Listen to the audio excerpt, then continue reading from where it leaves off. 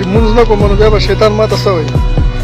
شیطان مې ته وایي چې مونځ مه کوه او بیا به درته وران کار ښیي. مانځله نه ځې که نه او چې د مانځله ځې که نه داسې به شي چې استاد به شي. او چې مانځله نه ځم بیا به یم شیطان ورسه په مخه ملګری کېږي او شیطان به یم نه جوړېږي. دا سړی بیا دقه یې کار یې کوي. چې مونځ نه کوم نو بیا به شیطان ماته څه وایي؟ شیطان مې ته وایي چې مونځ مه کوه او بیا به درته وران کار ښیي. کار یې که نه مړه د شیطان سره خو زما نه لګي. ستا نه لګي خوا به درته داسې وایي. یو کپنچورو کپنونه به پټول او توبې وستا عبدالملک په باچاهۍ کې دا کپنچور رالی او د باچا مخې ته کېناستو. عبدالملک بن مروان مخې ته کېناستو. باچا ته پته ولګېده جناب چې دا خو به کپنونه پټول او اوس یې توبه ایستې ده نو مخې ته یې کېنو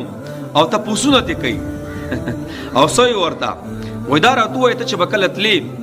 او قبر ته به ورلې او قبر به دې کنستو او هغه مړي نه به د هغه کفن را چوتو نو ته چېرته به یېرېدلی نه وي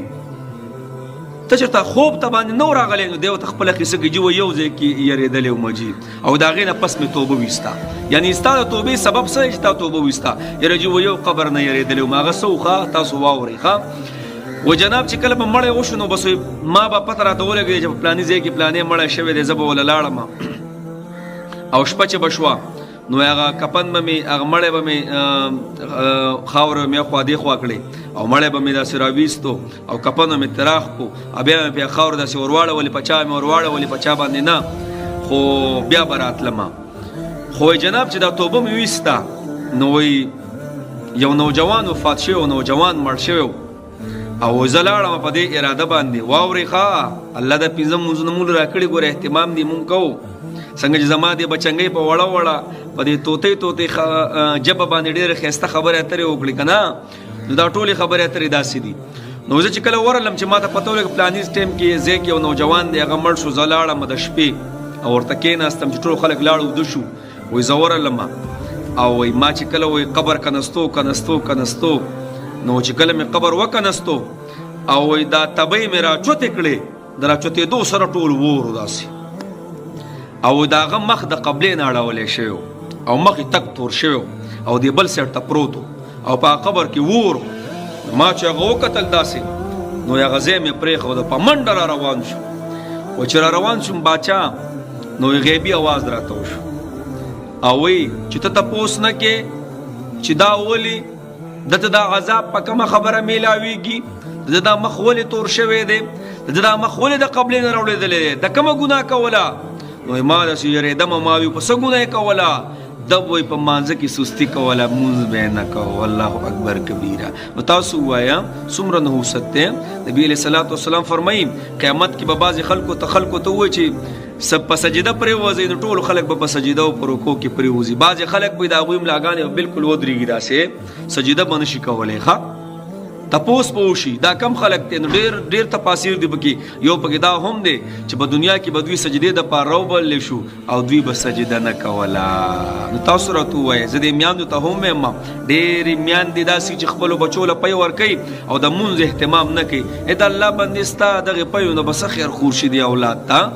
دا اولاد چې غټ شي که نه نو تا له به څه خیر درکړي ته راته ووایه چې په بېلمازۍ کې ورله ته څه ورکې چې کله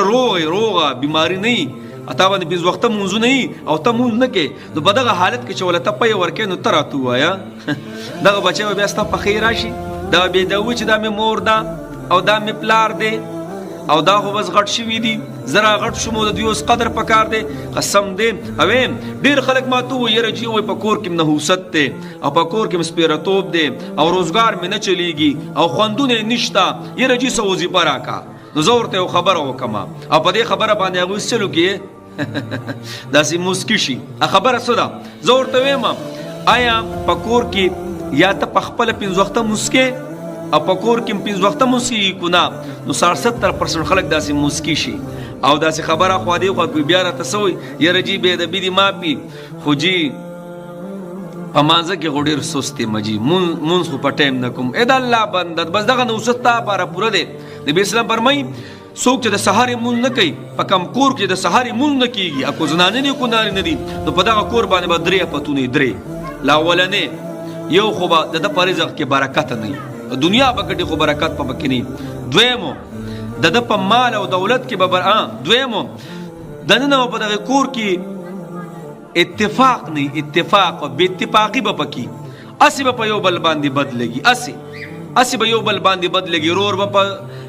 په پلار بدلږي پلار به په زوی بدلږي رور به بل په بل رور خور باندې بدلږي اسی به اتفاقی او دریم د ایمان یو سبب دنه لکېږي حتی چې مکمل به کنګال پاتې شي نو الله دا پنځه موضوعونه راکړي او حدیث مبارک وګورئ څوک چې د سحر موضوع کی او د خپل روزګار لذي اته پلاس کې د ایمان جنډه ده او څوک سحر موضوع نه کی او د خپل روزګار لوزي اته پلاس کې د شیطان جنډه ده د یو بیل مازنه حوست په 120 په 140 کورونو باندې ګرچا پیریخه نو صدق الله زموږ په کورونو کې څومره بیل مازانیه بس الله دې مونږ ماف کړي جون الله دې مونږ په وخت مونږ گزار اساس کی او د مور او پلار ګوره ډیوټي دا جناب د ګوره چې د خپل بچو ته ګوره د ځان سره بوزي کو واړه همي داسې غټ چې پويږي پر سبا باندې ځان سره جمعه ته بوزي عادت احساس کوي او بیا خاص کر د پنځ وخت مونږ الله مونږ نور مونږ کومه کا پر کونډه ګتا صورت وې نور زموږ کوم عمل دی نور زموږ څه عمل شته دا پنځه موضوعونه الله مونږ راکړي او چې په دې کې مونږ اخوا دې خوا کو زموږ بسهالي قسم دې پنځ وخت مونږ پسې پابندۍ سره کوا مړستا په مخ کې به داسې نور کنه چې قسم دې خلک ته ګوري خوند بدن علي بس هر یو سیس کې بستا نوري هغه خبره وای کانه ول او سر در په دې سازيږي اټل ټول برکت ته ستاو دس چې کې دینه واړه ګناونه چې تا کم کړي ابه ته خپل غورځيږي دغه ګناه توفیق په الله جل شانو ته توبه درکې او کو نه بس بیل مازي او ډیر خلک مې درې چې الله اکبر کبیر د اختر منځونه نه کوي یا سي د اختر لراش د جمعې منځونه نه کوي بس الله دې مو معاف کړي جن الله دې مو د بیل مازي نه وساتي او جهنم الله اکبر داسې عذابونه دي لملم جب الخزن یو وادي دا چې د سټ په برابر د وخانو غټ ماران لړمانان به کی دغه بیل مازانو به چلے کیږي او په جهنم کې وادي د غي نوم دی دومره خطرناک ده چې دا نور جهنميان ته اورس کې و 400 پیری فنا غوړي جهنم ته پخپل و په 100 پیری فنا دغه کند نه غواړي په دغه کې به هم بیل مازانی یا خدای مونږ معاف خدای مونږ د بیل مازین او ساتي بس دعا